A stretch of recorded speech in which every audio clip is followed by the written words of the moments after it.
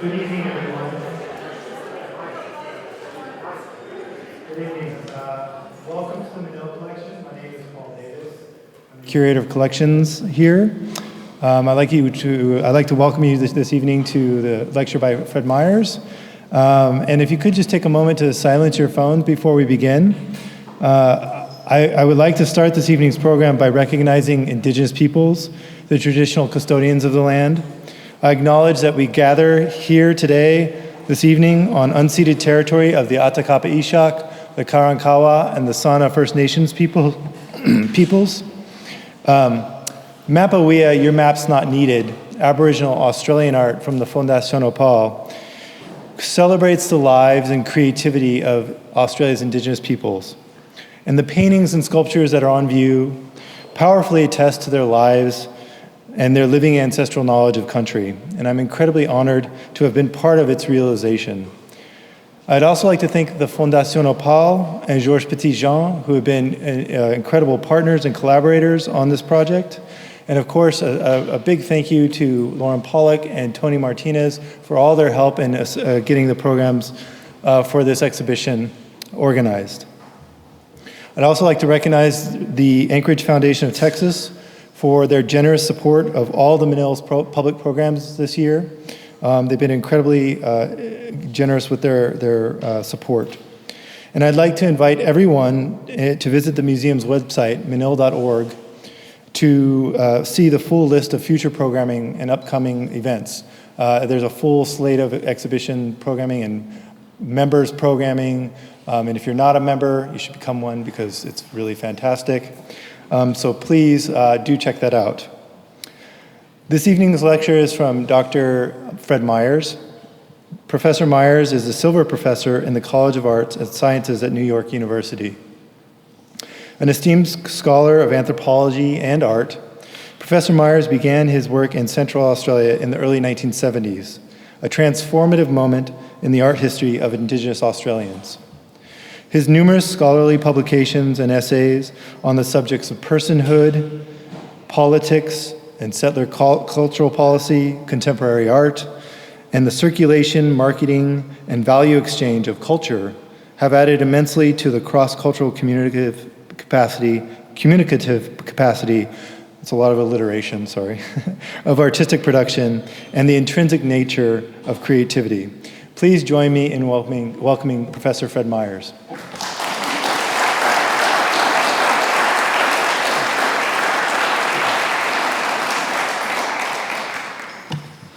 Well, thank you. I see there are 3 bottles of water here. I hope I don't need them all. And I don't plan to talk for that long. But anyway. Oh, this is wrong.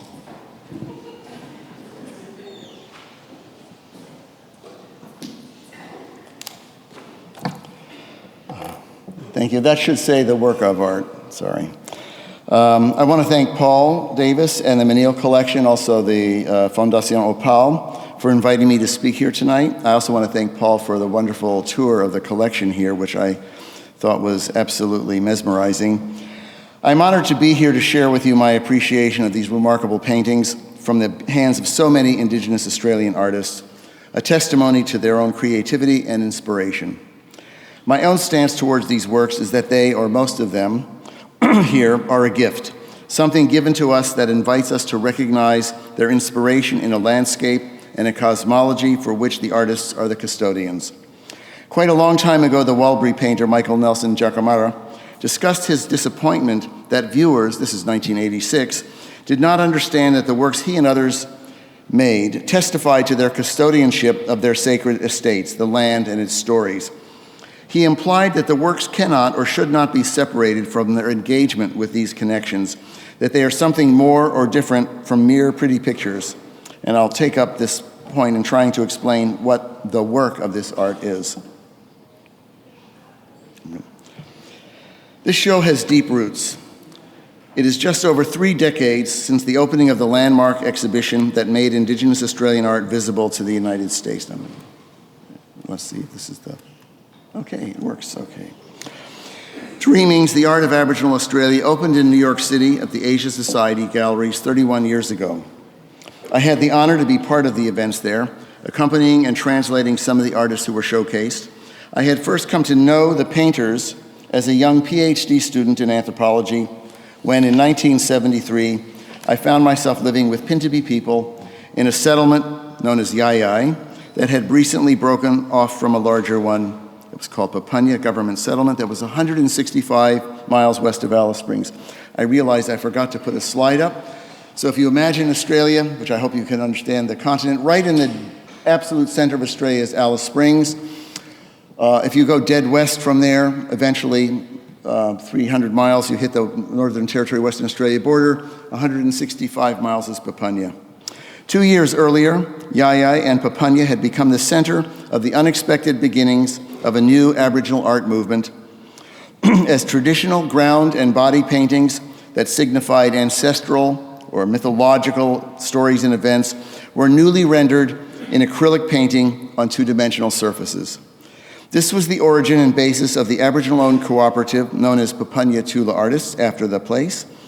In living and studying with many of the men who started this particular movement, really this is the one movement that inspired the entire redevelopment of Indigenous Australian art. I came to learn much, or at least something, of what they work meant to them. In 1971 and 72, this new practice of painting and forms emerged at Papunya. In the new medium, rectangular flat surfaces rather than bodies, or objects using acrylic paints rather than ochres and other natural materials that were found in the desert, the painters drew upon the iconography, the ritual practices, and decorative forms of their own ceremonial lives, and the mythological traditions invested in the sacred places they knew as their country. Let me provide a brief account of this cosmology with reference to this slide. Chokorpa is the Pintupi and Pitjantjatjara word that refers to the ancestral beings whose activities brought the world, the species of plants and animals, the landscape, and human customs into being. The realm of Chokorpa is contrasted linguistically with that of the everyday phenomenal world, which is said to be yuti. That means sensorially present, something that can be heard or seen or touched. The Chokorpa underlies and informs the everyday. It informs what we see in the world around us. Its stories account literally for what there is, for the shape of the landscape, for the human customs, and the spirits of humans and animals. This world that is experienced is Chokor Chano, as I've written it there. Chano means from the dreaming. Knowledge of Chokorpa is in the care of senior members of the society, handed down in initiatory and other practices, embodied in songs and ceremonial enactments, and requiring gifts in compensation or return for receipt of knowledge. This is why I wanted to use the language of gifts and invitation. Moreover, this knowledge is geographically defined, and individuals and groups of individuals are said to be owners or custodians for this knowledge, which is not always generally available and frequently also restricted in terms of gender and age. This is the basis of the phrase, Ngayoko Ngura, my country, which is often used by Pitjantjatjara people to refer to the paintings that they have, which are paintings of their country. Considering the title of the exhibition and the reference to maps, Mapa Wiya, it should be understood that every place, in Pintupi the word is Ngura, as it is in Pitjantjatjara, every place has a story, every place is from the dreaming, and its conformation, its landscape is understood to be produced by the activities of the ancestors in that dreaming. Places, therefore, are quintessentially also stories, and they are owned in the care of those who look after them, often people whose own spirits come from that place.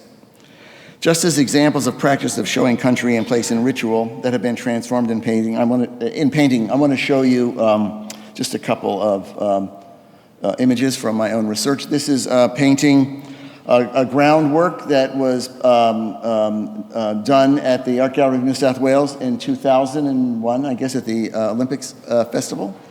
That's Ronnie Tjampitjinpa is one of the painters in this group. This was a huge exhibition, Papunya Tula Genesis Indigenous, but you can see they've got sand, which is red to represent the color of the ground in there.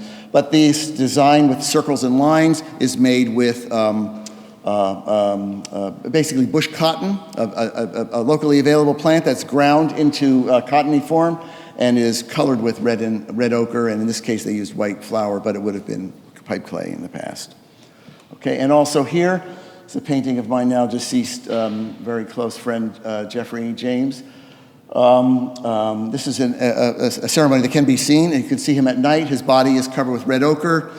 This is the rain dreaming. That's the mark of lightning on his chest there, and using black. But this is the kind of body form as you move in the night with the flickering of the light. You see it just creates this strobe light effect. But these are the experiences on which people draw in painting. The new practices of painting transformed this wide array of knowledge, imagination, and embodied experience, including song, musical, performative, decorative, multidimensional, and also restricted, into a two-dimensional painted surface. Many people have wondered and asked what they thought they were doing in the beginning of the acrylic painting movement. What was it? But the works themselves testify to the excitement and intensity of the new experience, the dramatic engagement of the artist with the problem of presenting their knowledge in these new forms to outsiders for the first time. For many of the painters, this was the occasion for a virtuosity of creativity and commitment that continues to inspire them and their ever-widening circle of appreciative viewers. This creativity has occurred repeatedly in many Indigenous communities over the last 30 years, and impressively, and most recently, in the Pitjantjatjara communities whose significant work is represented in this exhibition, and one right behind this screen here. In general, Australians have had many opportunities to see substantial collections of Indigenous work and have developed an awareness of subtle and significant stylistic and conceptual differences. Every viewer will no doubt have his or her own interest to pursue, but in the US, I doubt the paintings will address the spirit of reconciliation, recognition of country, or claims against the state as they have done at times in Australia. I continue to view the paintings from remote communities, including those at great remove from my Pintupi friends in galleries and museums in Paris, London, here, as projecting a conviction that I first heard back then from the early painters of Papunyatula of the profound value of their culture, an anchor for their lives, and those of their ancestors and descendants worthy of respect and recognition.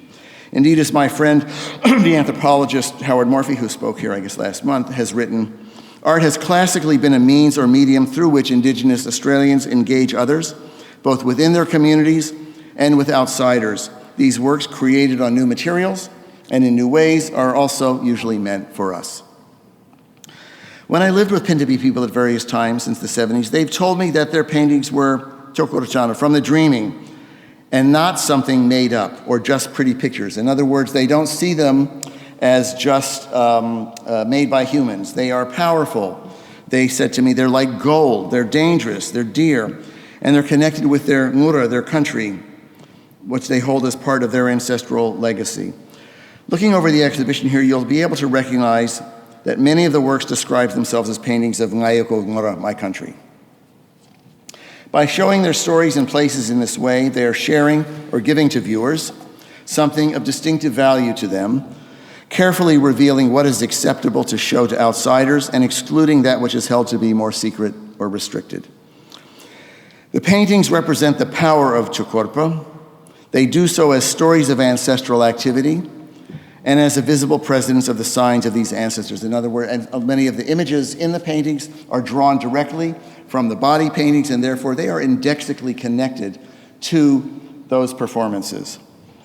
Like other such representations familiar to these artists, the paintings simultaneously offer and conceal. The paintings share knowledge of country with viewers, but they also withhold facts, information, and features. Many of the Pitjantjatjara paintings are very reticent to tell us much about their stories.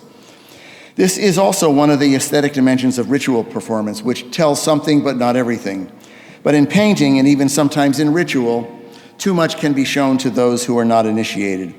And some of the early paintings of the Papunya group, joyous in their depiction of the dreaming's power and its objects of power, the ritual objects, were later thought to be showing too much to both outsiders as well as to women or uninitiated men, and therefore they came to be restricted. They are often held in museums and not shown now. But Pitjantjatjara people, close relatives of the Pintupi painters, were loath to repeat this excess because of that concern and the experience of the first painters They stayed away from painting itself until the early 2000s and have typically been quite restrained in what information they'll share about the stories behind their work. I'm going to illustrate some of these claims, or arguments anyway, in one example from elsewhere, not in this show, the prized masterpiece of Johnny Warangkula Jubarula. It's called Kalipinga. It's from the collection of John Wilkerson. It was kind of the prized piece in the Icons of the Desert exhibition at NYU. And then I'm going to discuss a few paintings in the show. So this is the painting of Water Dreaming at Kalipinpa, painted in 1972. This painting was only really about 2 feet, 2.5 feet by 2.5 feet. It's quite small. It is really a great masterpiece. There is another painting of his from around the same period in the show here. There's less information about what it is. It's probably the same story. Johnny Warangkula's paintings in their extraordinary style of over-dotting, as you see here, which is the surface of this, the features underneath were put on first, and then the dotting and these inflections are painted over the underlying structures. And his shading of colors are known especially for the intense representation of particular places in his country. This is the place called Kalipinga. It's a place that's associated with the rain dreaming and lightning. And the man who brings the lightning is held to be and said by him to be inside a cave, which is in the very center of this painting. There is a black circle that you can barely see, and then a yellow semicircle around it that represents the interior. This place is a water hole where the water forms around it, but it forms around an underground cave in which he is said to be and which he calls. He often painted what he regarded as his most important sacred site, this place, with its caves and watercourses. The varied texturing with circles representing caves connected by the different lines of water paths and various wild food from the area, which is called in Aboriginal English bush tucker, communicates a profound sense of memory and place. Not surprisingly, rain and lightning are forms of ancestral power emanating from Warangkula's country and informing his own identity. In his painting, he depicts the outlines of the distinctive formations that shape this place, both revealing and concealing associated sacred objects, which in some of the black features you can see he's written over them so that the ritual objects, which are associated and powerfully associated with these in his own imagination and the power of the ancestors, are covered over and made opaque. The focus of this work, as the historian Dick Kimber remarked, may well be the prolific growth of locally occurring plants after rains. In other words, it's the richness of his country that we see here, and the dotting and the texturing gives a sense of this growth after rains and the liveliness of his country. Knowledge of these early paintings informs my curiosity about some of the paintings in this collection, a few of them by artists I already knew. I want to consider the relationships of form, story, and place that these artists have used to give a sense of the specific nature of creativity and artistry they might have and its relationship to place and story. So now I'll move to the... And I want to thank the Menil Collection staff for making available to me these beautiful images from the show. The first examples are the paintings by Ronnie Tjampitjinpa, a man I know well still. His own country lies in the south of Warangkula. That's a huge salt lake, mostly dry salt lake in Western Australia, very close to the Northern Territory border. The place is known as Lake Mackay to Euro-Australians after one of the early explorers. And Ronnie grew to late adolescence hunting and gathering in the region south of the lake. One of his paintings is in fact identified as Warangkula, the very large and usually dry salt lake. This work consists principally of 4 concentric rectangles in a bold design in which the usual dots that people use that were distinct are applied with such density that they comprise lines. That's one of his innovations in this work, that is to turn the dots into something else, lines. Ronnie himself was one of the generation of Pintupi painters, second generation really, who began to develop a more abstract form of representing place, partly in response to these concerns about being too obvious. And in this case, what we see in this rather op art or figure ground painting are emblems or abstractions from the incised line decorations on sacred ritual objects and spear throwers that are often described as key-like. I'm going to give you, if you can, this is a reproduction of two spear throwers that were held by the South Australian Museum. These are atlatls, or they're wood that men used to hold a spear. You can see the hook at the front, but the point here was that very commonly in the Western Desert, these, can you hear me if I turn away like this? Okay.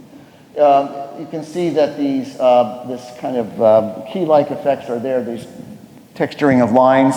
They're incised. They would use possum teeth to do it before in the pre-contact era.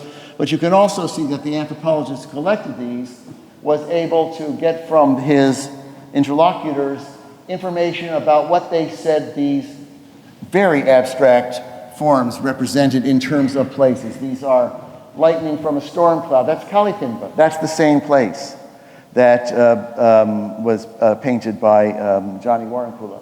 And the solid figure on the back, right? The lightning, flood emerging from the dark. So you can see in another medium, another visual representation of this in a kind of carved form. So he's abstracted a form that might be used in an actual decoration of an object representing the story of Wilkinkara and presented it in the perceptual grouping which we understand as an arrangement in which figure and ground seem to move or vibrate. If you go back to that image, you'll see what I mean, right? Here. An optical effect of oscillating between figure and what seems to be the background. This effect replicates the experience of seeing painted bodies moving in the flickering firelight, right? Which represents the power of the ancestral beings as they come into the present. Using only 2 dimensions, he nonetheless manages to convey the experience of ritual and the flashing power of ancestral beings in this place, like the effects of a strobe on dancing figures, as in the example that I showed you of Jeffrey James dancing in the firelight. Rather than depicting the ritual directly, or the ancestral activities directly, we're presented with the effects, their power. Others might find in the effects of the figure ground feigning something of the light effects of Wilkinkara itself, the bright salt lake, which has its own incredible optical power. This is my Pintupi friend Marlene Spencer Tjampitjinpa, standing to give you some sense of the size and scale of this place. As you can see from the next painting, this is, okay, well here we are. That's where Lake Mackay is. You can see that red dot from Google Maps, bless them, in an emergency. Okay, this is another painting. The technique of abstraction that Ronnie developed isn't limited to the depiction of Wilkinkara alone. We have 3 paintings here of his that deploy this. This one's Ronnie. Again, here the concentric rectangles are found with a series of black and red lines. There's another painting of Ronnie's in the exhibition. This is a place very close to Wilkinkara. There's another one here, it's entitled Charulnga, also with concentric rectangles, which I suspect is a mishearing, as often the case when they're collected, the people don't necessarily transcribe it right. It's Chulnga, place which he's also represented in black and red lines, but there the blackened earth, I think the black lines represent probably the blackened earth of the burned off landscape of a fire. It's called a narrow or burned off area that pursued an ancestral figure, and the concentric rectangles are a cave, Chulnga. More generally, you can see how the iconographic forms are drawn mostly from the ceremonial forms themselves, from objects that are themselves related to the places that are made sacred by the mythical ancestral actions. So we're getting images of images in a way that they're offering to us here. This is another painting which I'm very love. This is Warangkula Jabaljari, a relative of Ronnie's. He grew up in an area slightly further west. This painting draws on the same forms. The concentric rectangle, which I remind you is a reference to the markings on a variety of sacred objects and spear throwers. Because they are depicted using abstract form, they are not restricted. And because they're so abstractly put here, we're not seeing the actual designs, we're seeing a reference to them by virtue of the rectilinear image. They're not restricted from being viewed by outsiders. Warangkula's painting in this case is of a clay pan, a large but temporary water source, a swamp, if you will, that one finds after rains and where his family often camped. I think I have a picture of his sister here taking people out just last year to show them this place. You can see the little water hole, but you can see this whole area had been covered by water. That's why it's so blank now. The soakage is in the foreground, but the clay pan is that other area there. Warangkula famously was part of a group known as the Pintupi Nine, a small family group that was the last of the Western Desert groups to leave their homelands in 1984 to stop being hunters and gatherers and to join their families in more permanent settlement communities. But Mamalchunkunya and other clay pans and water sources in the area near Lake Mackay have remained central to his identity and his sense of himself. He goes back there frequently. This is where it is. It's very remote. There's a road now that runs through here that all the way up to Balgo, some 300 or 400 kilometers north. But Mamalchunkunya is somewhere up in there, right? It's not a frequently visited place, but Warangkula and his family go back there fairly often. These are the places whose stories he paints and for which he has the rights to do so. What we see here is possibly, in this other painting, the light reflected off the surface of the water, moved by the wind, but certainly its ancestral form exists in the rectilinear designs. So, by the way, other items in the exhibition and in the collection give testimony to the frequency of rectilinear designs, certainly in Western Australia. These are incised carved pearl shells. These can only come really from the area around Broome. They're traded down into the desert, and they're familiar with them, at least the Pintupi are. So this design form and its use exists more broadly. In Warangkula's use in acrylic paintings, the figure is a reference that shows, even as it conceals, the power of ancestral creation, again in this optical effect, as well as in the form itself. A Pintupi or Pitjantjara man would recognize this, but Warangkula would not say so publicly. It would be for those who knew. One more Pintupi painter in the collection is Ningara Nabarula, and her painting from 1999. It is a beautiful painting. It is entitled Women's Ceremony at Warangkula. I've actually been there. This is a small hill not too far from the current Pintupi community of Kiwakura, and it's one place on a line of travel of a group of women ancestors, or women dreaming, who followed along beside a group of men that are very familiar from the Tingari stories that tell. I was told that the dreaming story of this place is that the women stopped here and gave birth to children and followed the custom after childbirth of passing the babies through smoke to cleanse or purify them. This is the hill, Warangkula. As a man, I was told I couldn't visit that part of the hill complex, which was restricted to women. The story of that place and its details belong to them. The hill has a significant rock hole at the top, which I was allowed to visit. That's me at the bottom, but somebody else climbed up there to take the picture of me there. I couldn't visit that part of the hill complex, which was restricted to women. I think if you see that empty spot lying there in the middle there is probably that rock hole that is very long and narrow. This rock hole may be represented by the empty space along the middle of the painting. Semicircles usually represent human beings sitting, that is, their buttocks leave a mark on the landscape. It's usually used as an icon of the human being.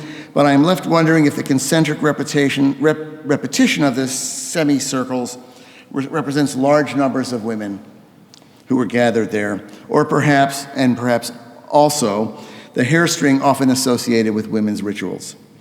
Just as a matter of note, there's a painting by Anatari Jacamara entitled Women's Story, 1972, that's likely a men's version of travels of these ancestral stories, and it's in this collection. As Anatari had rights to this story, and I documented other versions that he painted later. So this is this is the view from Warangkula, following the line of these women. You can see these small hills that represent the places where the women stopped along their path there. Okay. Finally, I want to share my curiosity about Yarati Young's painting Chala Tokorpa, which means honey ant story, Charla means honey ant. It was painted in 2017. It's behind this here. It's quite a beautiful, powerful painting. Yarachi is a Pitjantjara woman, but the language is mutually intelligible with Pintupi, and some of their dreaming stories connect as continuous song lines of ancestral travel, especially the honey ant story, which goes right up to Papunya. I saw Yarachi and her paintings last summer in New York, but I didn't know her well enough to ask her details about her painting. She did tell an audience that her paintings are from caves, by which she meant that they were like the markings, the walka, the designs in well-known caves in her country. These designs are understood to be left behind by the ancestral beings as their bodies transformed into the landscape. They were the ritual designs on their bodies. In other words, her paintings and the marks come from the dreaming, although the way they are depicted in acrylic form is her own work. The ancestral story involves Charla, honey ants, which is a storyline of ancestral connections that's pretty widespread in Central Australia, connects a number of groups. It's common in women's painting. The story emphasizes ancestral women digging for honey ants, insects that live in chambers under the ground and are a delicacy for their sweetness. Now, I got this, I lifted this image from a catalog that was from the APY group themselves of Yarachi digging. You could see her, which is nice, but you can also see how deep down she is going there. The honey ants are here in this bucket. You can see they're round, they're maybe a centimeter or 2 centimeters in circumference, in diameter. And so on. And so anyway, there they are. I'm just going to go back to the painting here. Something's very striking about the circles in her paintings, at least to me. They are iconic forms. Circles usually represent things that are circular in shape as seen from above or circular in movement. They represent entities conceived as circular, hills, so on. Here, they represent water holes. I know that from what she was saying. Left behind by ancestral women digging for honey ants. The main circles are unusual in my experience of Western Desert painting for conveying some depth, as if Yarachi has sought to depict an underground, not just the surface of the hole and its circular shape, but its depth and volume. There's an unusual haptic feel to the painting, as if you're touching the honey ant chamber, digging down through the ground, as a woman does in Seeking the Honey Ants.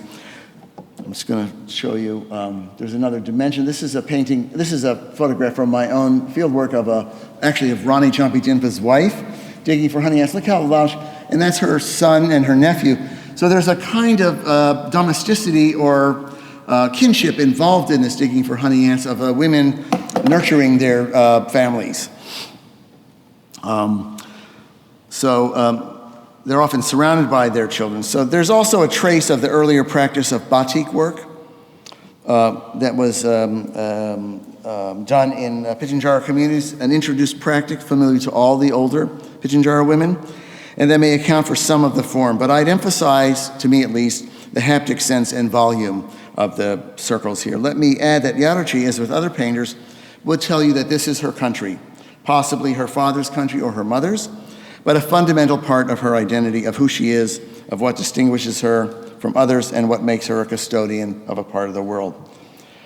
These works carry the invitation to look further, to see more than beautiful images, to grasp the ways in which Indigenous Australians know their world and their country, and have given their knowledge and experience expression in a variety of forms that have an inspiration in Indigenous cultural life, an experience of the land, and a history in engaging with the non-Indigenous world. Now, most, or at least many of the works in this show were sourced from or made in the context of community-owned remote art centers, so that money from the sale of paintings goes back into the needs as determined by community members, rather than being made for sale on spec to individual dealers. In other words, they have their own cooperatives and they retain the profits. For many of us familiar with the scene in Australia, the existence of the art centers is crucial and needs to be explained and valued so that outsiders understand where paintings come from and the conditions under which they are created. Over and against these art centers, we find some critics and independent dealers have preferred to focus on and sell the work of a small set of artists who have received the most recognition. However, they've often been constrained by the management of the art centers, for whom profit alone is not the singular value. So there's been a lot of contestation about this over time.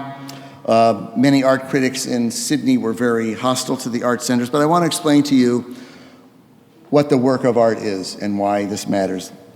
For many art critics, especially those of an earlier modernist stance, to speak in Western art discourse terms, this dimension of what art does or accomplishes, what I call the work of art, should not be relevant for its evaluation as art. That's something that supposedly exists apart from pecuniary values. Many critics have considered markets and money, I don't mean art critics, I mean critics in general, cultural critics as well, as threatening the autonomy of the visual arts field, as corrupting it, as contaminating the purity of disinterested contemplation that the French sociologist Pierre Bourdieu characterized as dominant in the field of art. Others have argued that the work is corrupted or contaminated by being bought and sold, even though the painters want to sell it. I want to emphasize the way in which this framework, which I think is outmoded, accepts a certain categorical autonomy of high art or art from other activities of cultural life, which are not those of Aboriginal people themselves, and not increasingly those of Indigenous curators who want to override this. Much popular art writing still seems to find some contradiction between Aboriginal art's involvement with the market and its significant and purity or integrity as art or as culture because it's corrupted by the desire to sell. In response, I want to turn an ethnographic eye to the workings of community art centers. Many have imagined that they're all government funded, right, and therefore they're on the take from the government and they're heavily subsidized. That's true for some, and these have been threatened by cutbacks in the Australian federal arts budget that partially subsidize their work. I'm very critical of this move. I'm sorry to say that I think it's short-sighted, given the actual value that's produced long-term. That's what I'm going to talk about. But all of them, all the art centers, have been severely affected by the declining economy and especially the drop in tourism after 2009 due to the financial recession. That's beginning to come back now, but it has been devastating for much of the market. In the final section, I want to discuss more fully what Aboriginal art is and some strategies undertaken by remote cooperatives to develop their work, as well as arenas of activity outside the market and Australia with agents who might be understood to extend the reach of Aboriginal artists. So as I was saying, there have been arguments against community cooperatives from many points of view, partially from a view of a purely economic thing, that this ought to be left to the free market, and dealers will decide what's best. I mean, especially the middlemen dealers. This is especially from those who question the worth of government subsidies, who may be many people in the Australian populace itself, and others expecting that private dealers and sales will or should determine whether the art exists at all. That is to say, seeing the only value in this art as economic, or failing to see what might be other forms of value in this work beyond its sale. Some art critics and independent dealers have criticized the art centers for their insistence that dealers include less successful artists in their shows.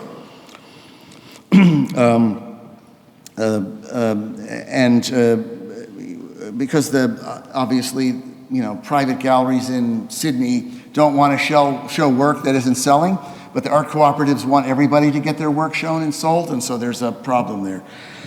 So clearly, many dealers haven't wanted to reduce their profit, or as they might say, waste money, by supporting artists who are not yet profitable or distinguished in their work. As capitalist enterprises, principally, which is what art galleries are, they have to maintain a profit, but even in the contemporary art world, one might ask who will pay for the development of the next generation of painters in remote Australia. The cost of cultural reproduction has often been absorbed by others in the contemporary Western art world, by individuals' own investments, or by art schools, or art training in government schools, and so on. In Aboriginal communities, the question is, how can art making in the present support the development and transmission of knowledge necessary for the cultural foundation of the next generation of painters? The reports of former art worker Susan Congreve, as well as Tim Acker's review of the economics of art centers in 2016, have offered some illuminating insights. Susan Congreve takes issue with the post-2000 government expectations that the Indigenous Art Center should be considered primarily or only in commercial terms. This was a policy decision. She wants to argue that this change represents a move away from a prior government policy, which had emphasized Aboriginal self-determination, and a move towards an emphasis on what she calls normalization or assimilation, in which Aboriginal artists and art production would be treated as in the same way as non-Indigenous production, and would be seen as producing outcomes similar to those for non-Indigenous citizens, with little emphasis on the value of specifically Aboriginal culture.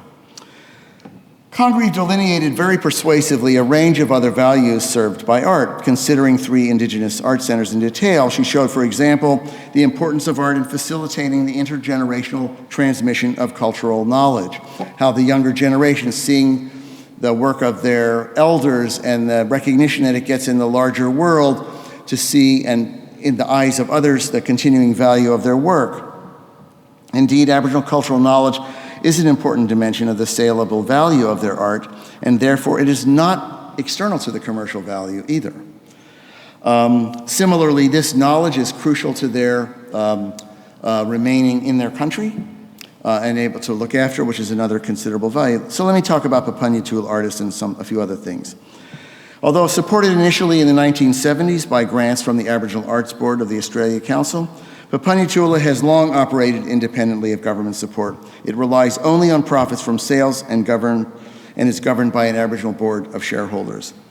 Artists receive payment for their work, and the overall profits are reinvested in the community's cooperative functioning to support vehicles, staff salaries, and buildings, as well as contributions to community activities, providing support to a variety of crucial institutions at the main communities of Kiwirrkura and Warangkula, from swimming pools and the new artist studio buildings to support for old age care. And this here, in 2000, around the time of the Papunyatula Genesis Genius Show, Papunyatula collaborated with the Art Gallery of New South Wales and Sotheby's to produce an auction whose proceeds were donated to the establishment of the first remote renal dialysis center in Australia, in Alice Springs, which is called the Purple House, after the color of the house in which this took place, to help support the Purple House in funding and building both a mobile dialysis unit, the Purple Truck, and shares dialysis machines in communities. This painting is a design from one of the dialysis painters himself, Patrick Jungarai. The rationale shared by the Purple House in Papunyatula is that cultural knowledge of country is the basis of painting, and cultural maintenance crucial to the health of the community. With remote dialysis, kidney failure patients can return to their own country, teach their children about it, be in the care of their families. Their health status is much better than being in a town where they have very little support and very alienated from the local population. So there are really medical and health benefits from this as well, which have been recognized very recently. I think it's in the federal budget. A very substantial amount of money has been dedicated to this overall organization, the Purple House, which is now in at least 40 communities in the Northern Territory and now in South Australia, providing this kind of service. It is a brilliant organization. It was founded by the Pintupi the government. Nobody would fund it. The health services wouldn't do it. If you want to have dialysis, you have to come to town. Right? This is medical logic, not necessarily health logic. And they did it on their own. This is an example of self-determination at work. At Papunyatula, as with a number of the other cooperatives, the company pays for and organizes exhibitions to visit important cultural sites, often places that in remote Australia are difficult for people to reach by themselves. At these sites, the older men and women are inspired by being in touch with their own country, refreshing their experience of the places and memories on which they draw, and providing this knowledge to the younger kin who accompany them on these trips out there. This is really an activity of repairing cultural and generational ruptures that have been produced by the circumstances. This is the point. This is Johnny Angus, who recently died, taking a trip back. You can see how old he is now. to his country with his walker to see it. This is the point at which the dialysis project has intersected the broader activity of the cooperative. With such treatment available in remote communities, older people can live at least some of the time near their own country. This proximity has been crucial for their health, allows their relatives to be with them on country, rather than separated from their land while caring for a relative in Alice Springs. Remote dialysis has allowed elders to teach younger children. It's also been, just by the way, this is the purple, this is the other side, this is a woman's painting, the other side of the purple truck. This is the dialysis center at Kintore, named after Pintupi leader Ronnie Tjampitjinpa. That was Ronnie's brother, who died in 1983 or 84 of kidney failure. He died in his own country. He died in Alice Springs because he couldn't stay in his own country. Okay, so what I wanted to say here is that they've also built swimming pools. So the work of art is not separate from their culture. It is the means through which they have been able to maintain their connection to exactly the places and the landscapes which inspire the painting, to continue to be inspired, to have their children be inspired by it, and also to stay on that land and to care for it.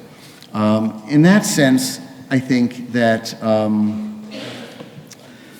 we have to look at this work as kind of and the centers as vehicles of self-determination, as institutions of a broader political aspirations that need to sustain these expectations.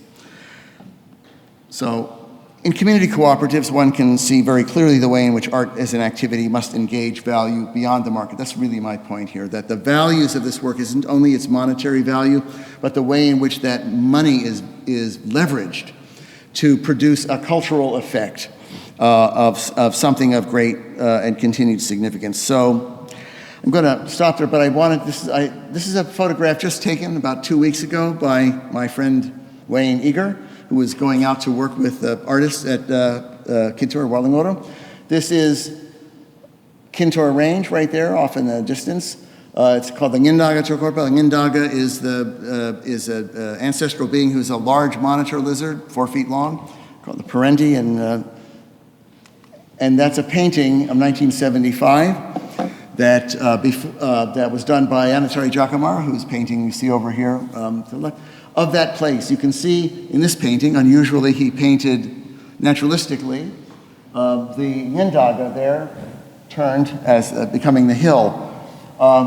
This painting was an aspiration in 1975. In 1975, the Pintupi were still living in other people's country. They were not able to move back there until 1981, to move back into their country, to take their children back into their country, and to be reconnected with it. And the art movement there is almost the only thing keeping them going now. It's one of the major sources of employment for people in a time when access to other kinds of work is very limited. So that's the hope. Thank you.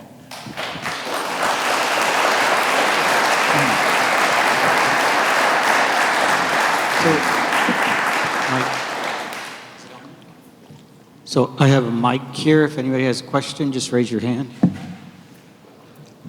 Do you want to call on people? I can't hardly see. Okay. Hi.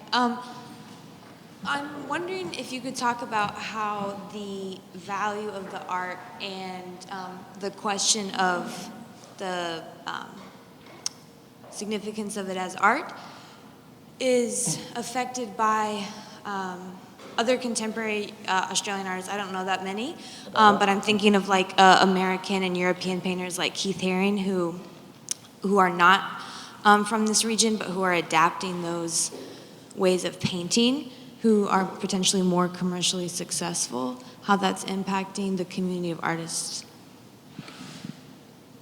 I don't think Keith Haring's work has had any real effect on the sale of their work.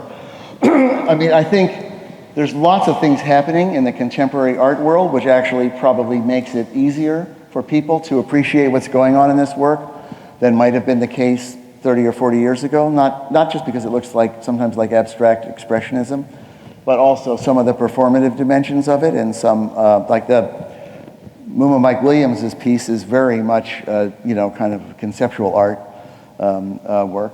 So I think there are many dimensions of this. People have pointed out some of the performative dimensions of it. So I think there are ways of understanding what they're doing, which are actually helped by the way in which art theory has been developed by contemporary artists.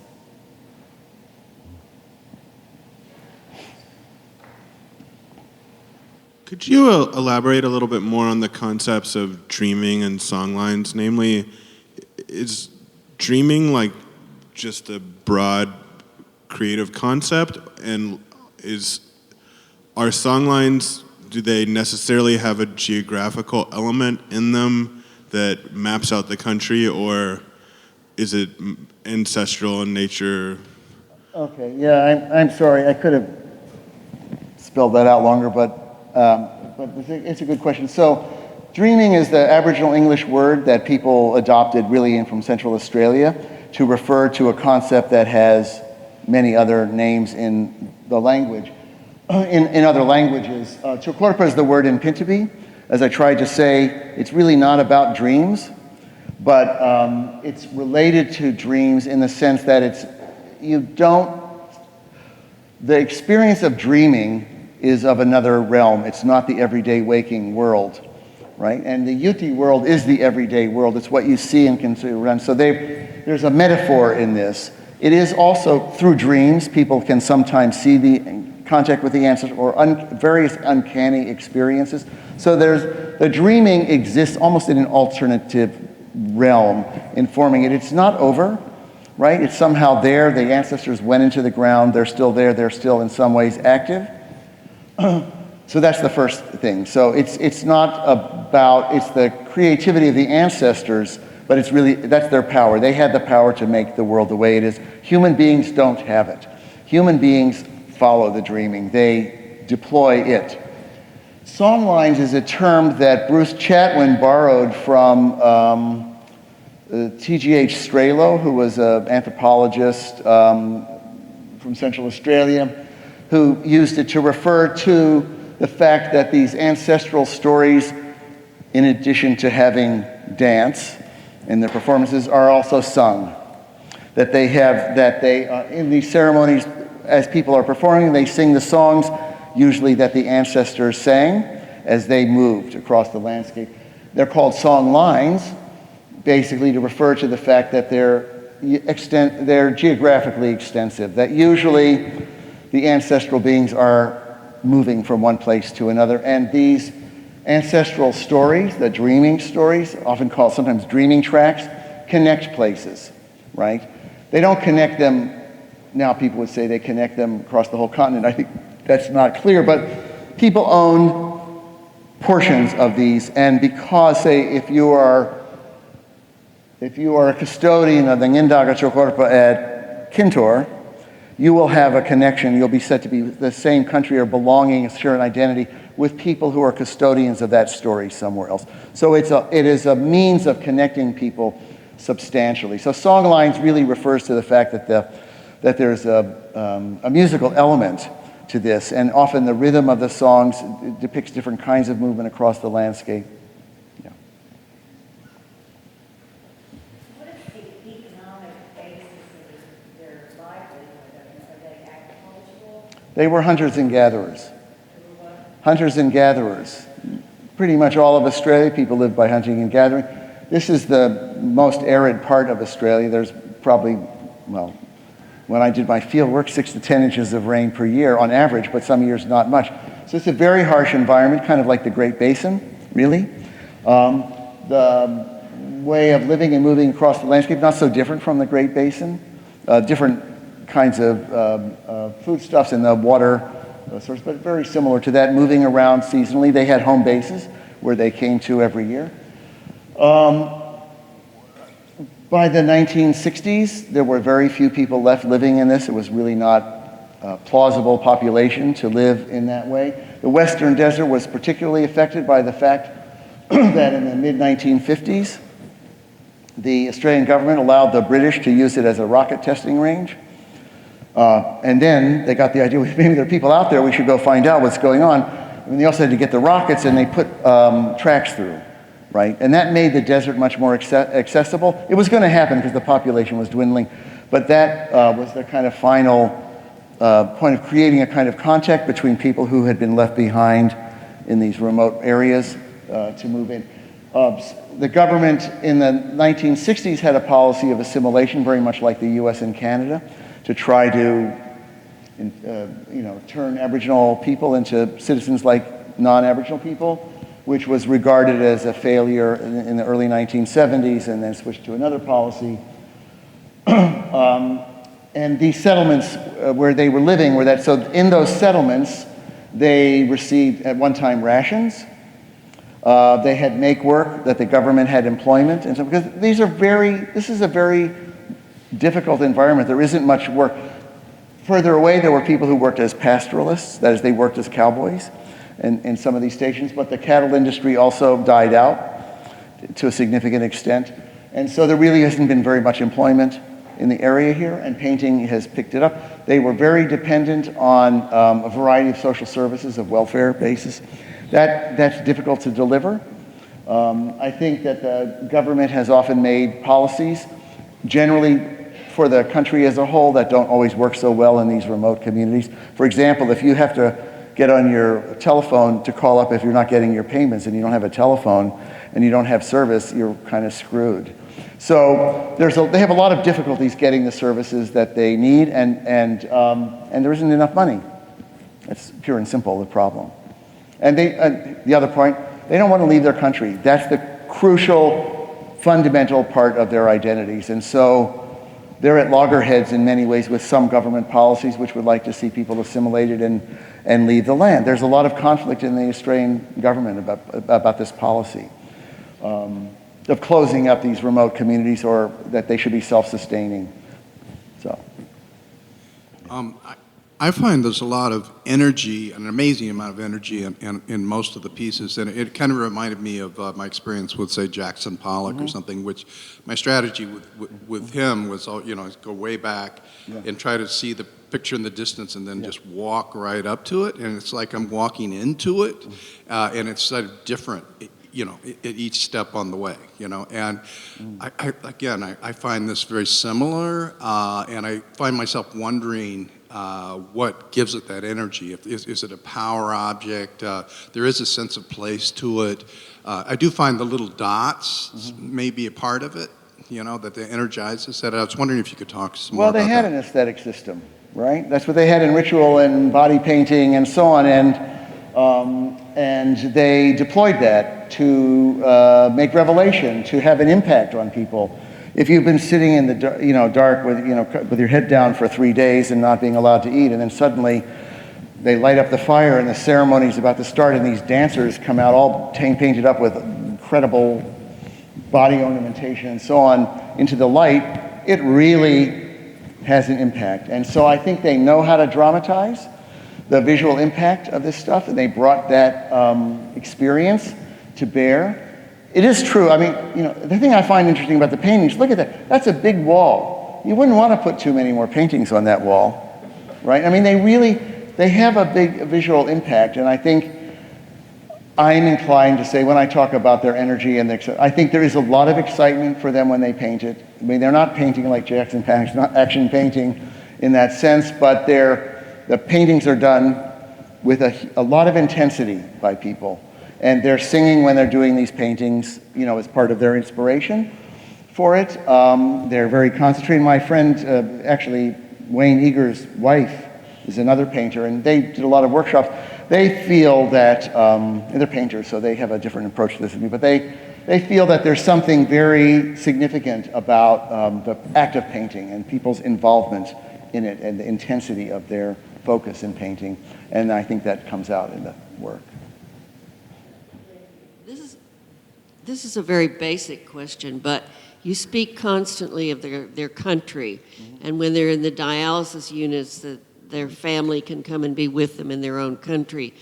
And I'm assuming that this means that they they live and they are going to only be in the area that's theirs traditionally. That's what they want. Yeah. And so it's like all the states in the United States, you're from a place, and that's their place. And That's right. That's their place. That's their place in the universe. That's the place that belongs to them. That's the place they belong to. I should say that ecologically and environmentally, the rehabilitation of the Western Desert here has been very productive. One of the more interesting programs is Indigenous Protected Area, which has given grants to various Indigenous corporations in this area to have rangers they really know this environment and the animals, and they're involved in sustaining the populations of endangered animals. There's been some work done on maintaining the landscape through small burning, which was the historical pattern of Aboriginal people in Australia. So they're really producing value by staying on country in these places, but it's not necessarily value that's identifiably and in a sort of strictly economic terms, and that's a problem that they face, and one of the reasons why I wanted to bring that question here for people to recognize that their situation in the world and their art is related to these larger concerns. So you were talking about early on how some of these paintings are proof of their ownership, proof of their place, and I read even some of them were used in court cases. Can you talk about that? I'm not sure that it's always, the clinching piece for the land commissioner who has been hearing them, but it's significant. So I did a land claim for people. Walbury, when they were doing their land claims, they brought their paintings out to show them and to tell the story about their relationships to place. It dramatized, like any court hearing, it dramatizes it. People can only paint the stories to which they have rights. And so it is quite dramatic. In the case I saw, they didn't do a painting, but the commissioner came out, who was a justice, and the men performed part of a ceremony in which these ancestral beings traveled, this was really a dramatic point, traveled to this place where there was a big fire and the men died in the fire, but one of them, who was a bird, a bird ancestor, went on from there. But they did this thing, it was so dramatic. I'm going to tell you because it makes my hair stand on end. Even now, they said, this man, as they're explaining the story, he's singing the song and he turns back and he says, "Goodbye, my country, I will see you no more."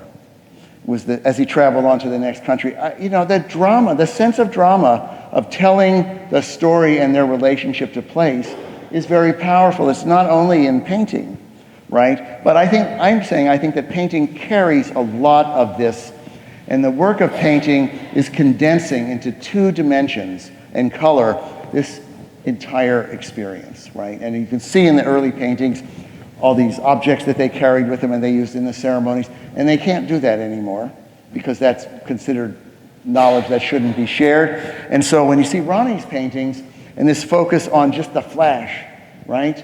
That's another way of saying this place has power, this place is meaningful. That's what I think he's doing. I have a question about gender. In the show, I noticed only a couple of women artists, I believe, but we have a painting that is by a female artist, and apparently she was the daughter of another famous female artist. But I heard you mention earlier that there are some paintings that describe areas that men and, that men know, but women and uninitiated people don't know. So are there female artists? I was under the impression that there were. Yes, I showed you one, Ningara and Yarachi. And if so, is there a difference in the types of things that they describe in their art? I think so. I think that, and there's a difference in men's and women's ceremonies to some extent. Men's ceremonies are very focused on initiation, and they're usually they're more focused on the connections between places. These ancestors who are traveling. A lot of the women's work, which they also inherit from their mothers and fathers, the stories that women tell, at least in their paintings, there's more to them than that, are focused around the activities that women are involved in, and the women ancestors were collecting food, honey ants, right? That's the part of the ancestral story. Now, one of the paintings, I think you have one here, of Marapinti that's painted by Ngata. Marapinti is a place, it's just after Warangkula, on that line of women. And Marapinti is a place where women effectively initiated young women. So one of the stages of a woman, when a young girl is ready to be married or old enough, like 14 or so, they pierce their nose. They used to anyway. That's called a marapinti. It's done with a kangaroo bone. In the old days, the women wore them. That place called Marapinti. So that's a part of the women's life cycle that's encoded in those stories. Now, obviously, I don't know a lot of the women's stories. First of all, I was a young man. That meant I was completely not to be allowed in women's ceremonies. But also for the first period of time when the paintings were done at Papunya, there were two things going on. One, the men connected with Jeff Barden, who was there, and typically at that time, most anthropologists were inclined to think that women were not the artistic and creative ones, that women had children and they had love magic ceremonies, and men had other things. So there was a kind of androcentric bias that led them to see men's work as more important. That was corrected eventually to some extent. But more importantly even than that is that when the older men died off, their wives, who were 15 years younger than them, became the great artists. They knew a lot. They were senior at that time. They are as deeply engaged with their country and their stories as the men are, as you can see from these paintings. And that was not really appreciated. But also there wasn't enough money to support them. There were many reasons for it. So now I would say that more of the work is done by women, and more of the really significant work is being done by women. Certainly at Papunya Tula, yeah. Yeah. But that's the history of this, right? And at Yundamu, when people started painting, actually the women started painting first, because Françoise Dussart, who was an anthropologist there, helped them. But the men knew about it because they knew about it at Papunya. But the point is that they're really gender separated in many ways, even though they share baseline stories, and the women have tended to focus on the kind of activities that are more involved in their lives.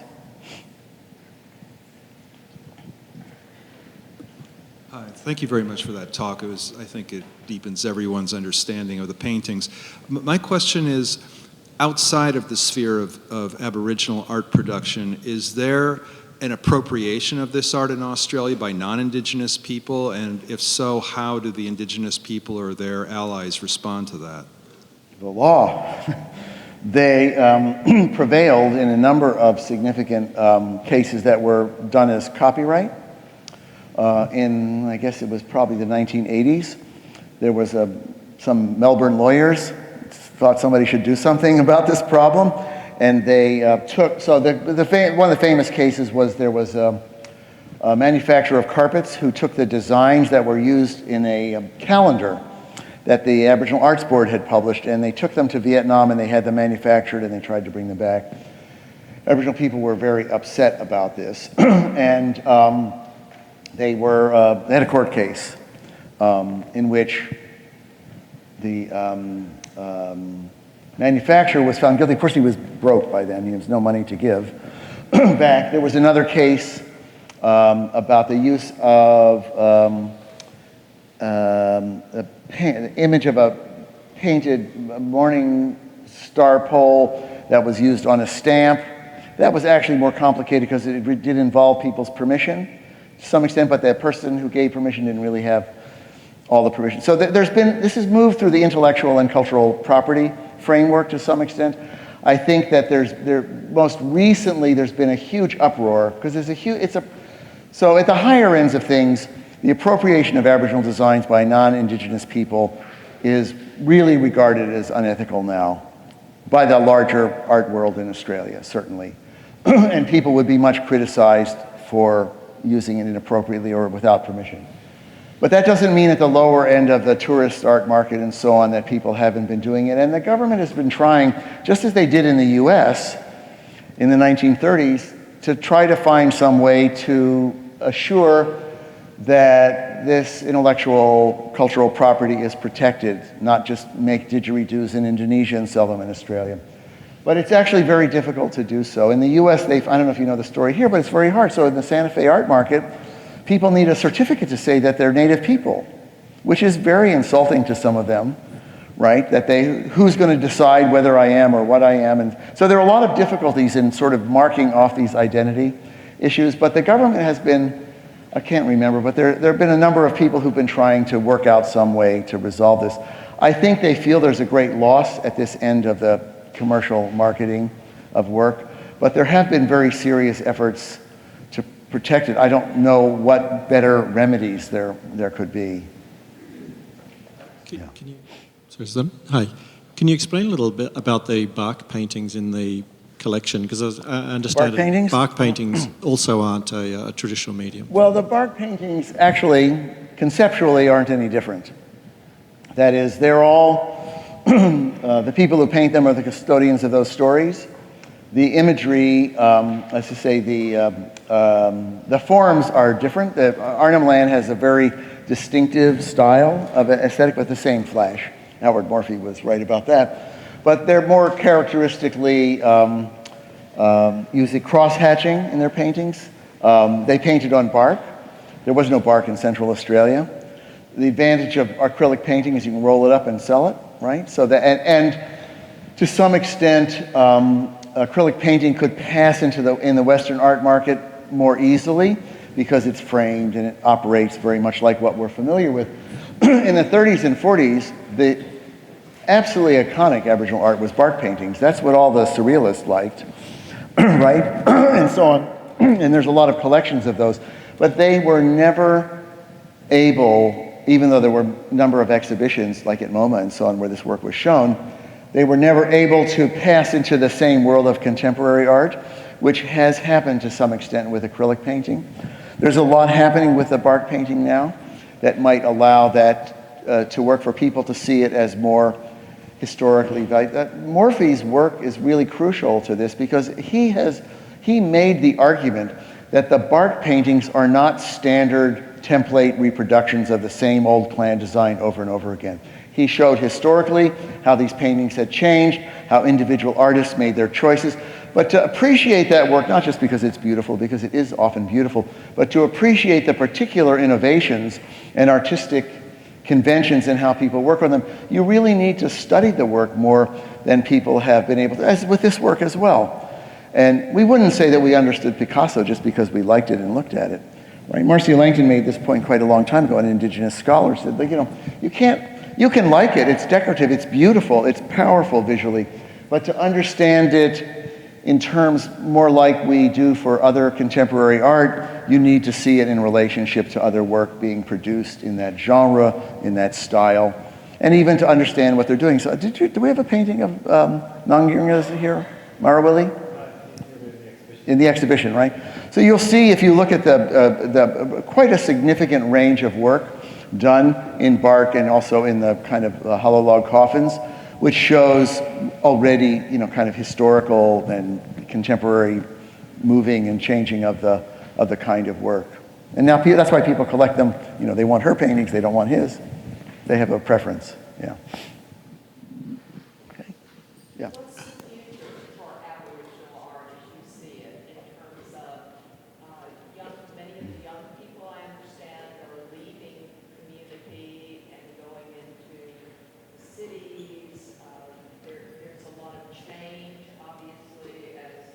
They're not so much going to cities. They might be in Alice Springs. There's still a lot of connection to country for people. A lot of people come back. I mean, I think the issue is what are you doing when you're 45, not what are you doing when you're 22. When you're 22, you're like a 22-year-old anywhere. You're not paying much attention to the future. Sorry, I'm not 22 anymore. I didn't say that, but I thought that this work, especially the Papanyatula, I thought they would run out of inspiration. But they have reinvented at least 3 or 4 times that I've seen. I don't know if that can go on forever. No art movement can last forever, right? I don't know what the new inspirations will be. I love the, Muma Mike Williams' work, which seemed like a completely different thing. There's some very interesting work taking place with installations in the Pitjantjatjara communities. I don't think we'll be seeing everything like this, right? I think that maybe they need other forms. There's work taking place, animation. The people are telling stories. They're using this kind of painting to tell historical stories now, which I think are still very interesting. They may not be as interesting to collectors here as those are. I mean, it sort of depends. It's like who collects Remington, if you like the stories of the West, right? They're not collecting at the Quai Branly. But so I think there's a lot of possible futures for this work, and some of these younger people might be more engaged with other media than this, and that's where I think it might be exciting if they could get access to some of these other media and their creativity, they could explore. Thank you so much, Professor Myers.